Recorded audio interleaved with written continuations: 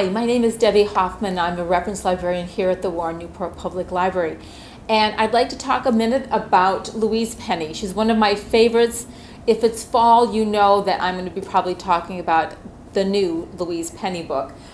This is the 13th in her Inspector Gamache series.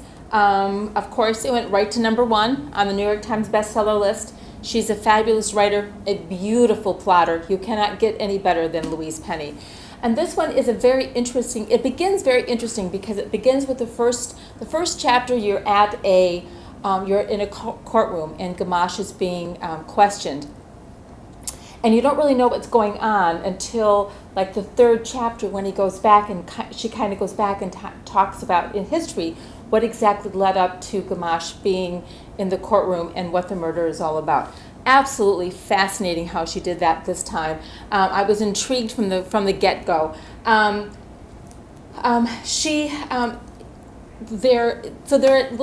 They're in Three Pines, and it's a beautiful evening, and they're all sitting around having a dinner and a cocktail, and they look out over the greens, and there is a very tall, black-robed, kind of a Grim Reaper kind of person just standing there, staring into the restaurant, and nobody knows exactly what's going on. It doesn't leave. Gamache goes out and says, "You're scaring people. You need to leave." Gets absolutely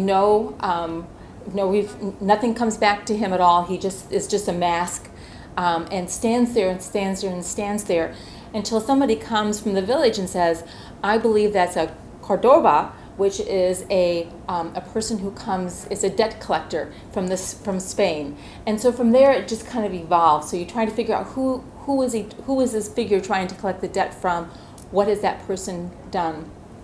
And of course interwoven with that, what's going on with Three Pines is of course the fact that Gamache is now head of the police department, and he realizes once he gathers everything up that Quebec is losing the fight against drugs. And so it all is interwoven. It is amazing, amazing reading. I think if you have not read, please start with her first one, which is Still Life. But Glass Houses is a phenomenal addition to a wonderful series.